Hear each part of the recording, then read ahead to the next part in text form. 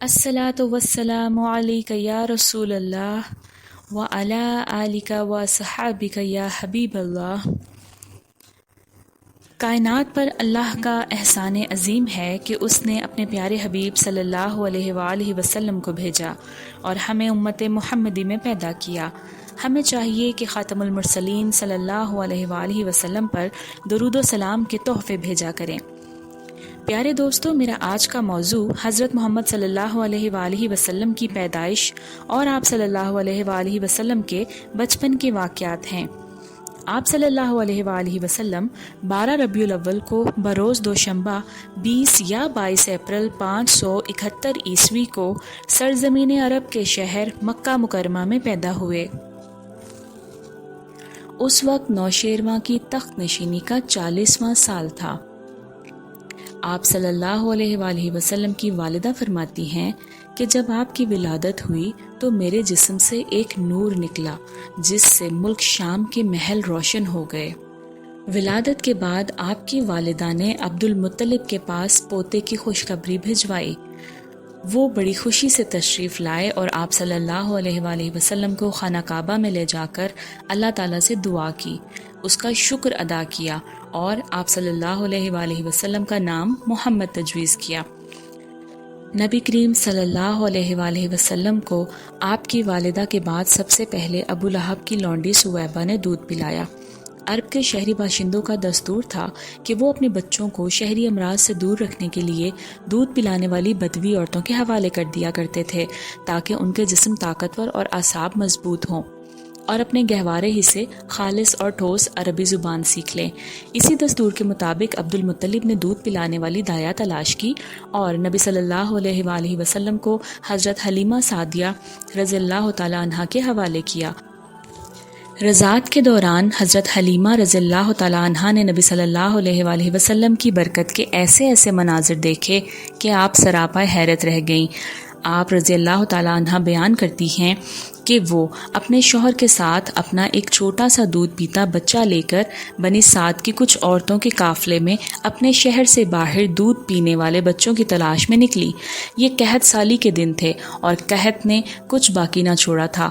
میں اپنی ایک سفید گدھی پر سوار تھی اور ہمارے پاس ایک اونٹنی بھی تھی، لیکن باخدا اس سے ایک قطرہ دودھ نہ نکلتا تھا۔ ادھر بھوک سے بچہ اس قدر بلکتا تھا کہ ہم رات بھر سو نہیں سکتے تھے۔ نہ میرے سینے میں بچے کے لیے کچھ تھا، نہ اونٹنی اس کی خوراک دے سکتی تھی، بس ہم بارش اور خوشحالی کی آس لگائے بیٹھے تھے۔ میں اپنی گدھی پر سوار ہو کر چلی تو وہ کمزوری اور دبلے پن کے سبب اتنی سست رفتار نکلی کہ پورا قافلہ تنگ آ گیا۔ خیر ہم کسی نہ کسی دودھ پینے والے بچوں کی تلاش میں مکہ پہنچ گئے۔ پھر ہم میں سے کوئی عورت ایسی نہیں تھی جس پر رسول اللہ صلی اللہ علیہ وآلہ وسلم کو پیش نہ کیا گیا ہو، مگر جب اسے بتایا جاتا کہ آپ صلی اللہ علیہ وآلہ وسلم یتیم ہیں تو وہ آپ صلی اللہ علیہ وآلہ وسلم کو لینے سے انکار کر دیتی۔ ہم کہتے کہ یہ تو یتیم ہے، بھلا اس کی بیوہ ماں اور اس کے دادا کیا دے سکتے ہیں۔ بس یہی وجہ تھی کہ ہم آپ کو لینا نہیں چاہتے تھے۔ ادھر جتنی عورتیں میرے ہمراہ آئی تھیں سب کو کوئی نہ کوئی بچہ مل گیا، صرف مجھ ہی کو نہ مل سکا۔ جب واپسی کی باری آئی تو میں نے اپنے شوہر سے کہا، خدا کی قسم مجھے اچھا نہیں لگتا کہ میری ساری سہیلیاں تو بچے لے کے جائیں اور تنہا میں کوئی بچہ لیے بغیر واپس جاؤں۔ میں جا کر اسی یتیم بچے کو لے لیتی ہوں۔ شوہر نے کہا، کوئی حرج نہیں، ممکن ہے اللہ اسی میں ہمارے لیے برکت دے دے۔ اس کے بعد میں نے جا کر بچہ لے لیا اور محض اس بنا پر لے لیا کہ کوئی اور بچہ نہ مل سکا۔ آپ فرماتی ہیں کہ جب میں بچے کو لے کر اپنے ڈیرے پر واپس آئی اور اسے اپنی آغوش میں رکھا تو اس نے جس قدر چاہا دونوں سینے دودھ کے ساتھ اس پر امڈ پڑے اور اس نے شکم سیر ہو کر پیا۔ اس کے ساتھ اس کے بھائی نے بھی شکم سیر ہو کر پیا، پھر دونوں سو گئے۔ ادھر میرے شوہر اونٹنی دوہنے گئے تو دیکھا کہ اس کا تن دودھ سے لبریز ہے۔ انہوں نے اتنا دودھ دوہا کہ ہم دونوں نے نہایت آسودہ ہو کر پیا اور بڑے آرام سے رات گزاری۔ ان کا بیان ہے کہ صبح ہوئی تو میرے شوہر نے کہا، حلیمہ خدا کی قسم تم نے ایک بابرکت روح حاصل کی ہے۔ میں نے کہا، مجھے بھی یہی توقع ہے۔ حلیمہ کہتی ہیں کہ اس کے بعد ہمارا قافلہ روانہ ہوا۔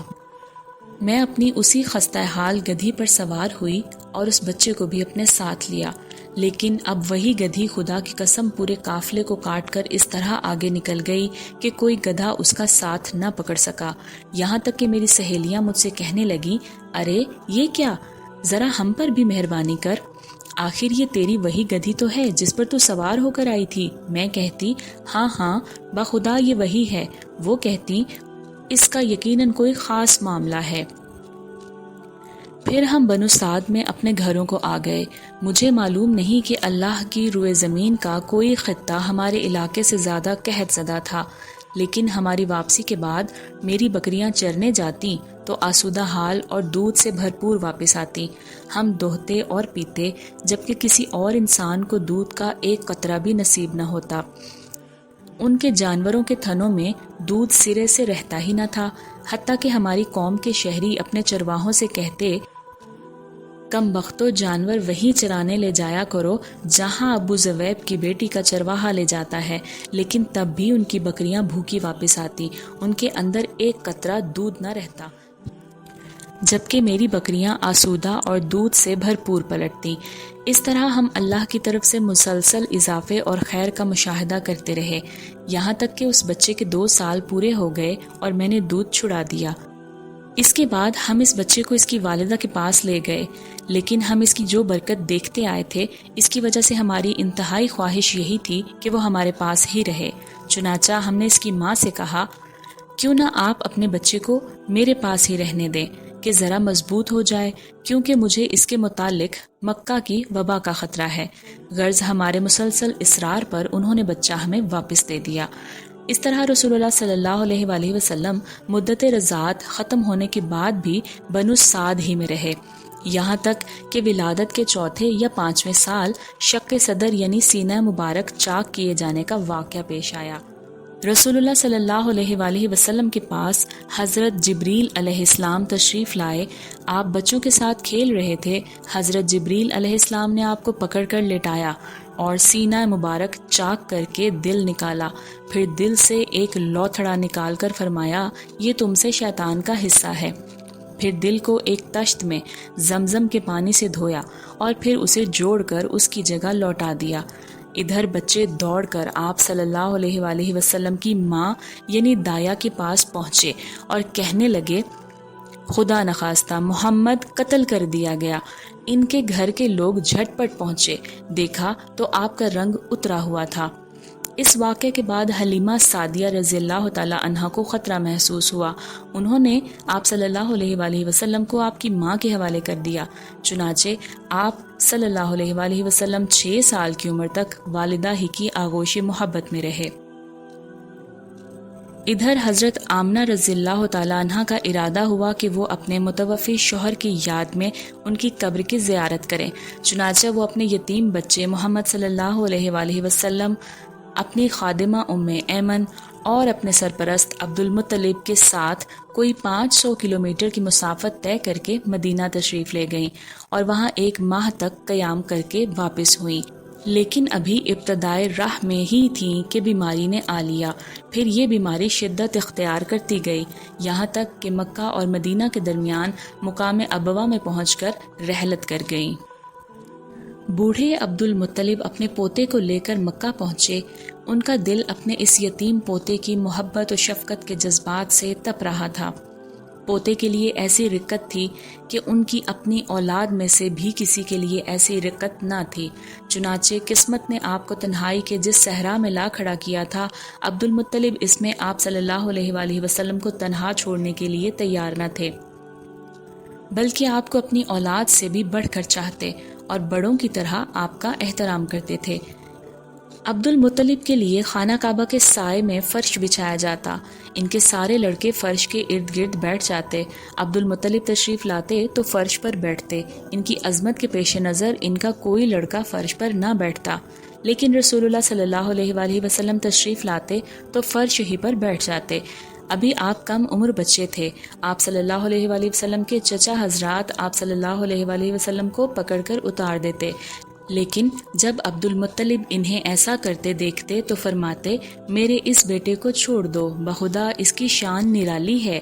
پھر انہیں اپنے ساتھ اپنے فرش پر بٹھا لیتے، اپنے ہاتھ سے پیٹھ سہلاتے اور ان کی نقل و حرکت دیکھ کر خوش ہوتے۔ آپ صلی اللہ علیہ وآلہ وسلم کی عمر ابھی 8 سال 2 ماہ 10 دن کی ہوئی تھی کہ دادا عبد المطلب کا بھی سایہ شفقت اٹھ گیا۔ ان کا انتقال مکہ میں ہوا اور وہ وفات سے پہلے آپ صلی اللہ علیہ وآلہ وسلم کے چچا ابو طالب کو، جو آپ کے والد عبداللہ کے سگے بھائی تھے، آپ کی کفالت کی وصیت کر گئے تھے۔ ابو طالب نے اپنے بھتیجے کا حق کفالت بڑی خوبی سے ادا کیا۔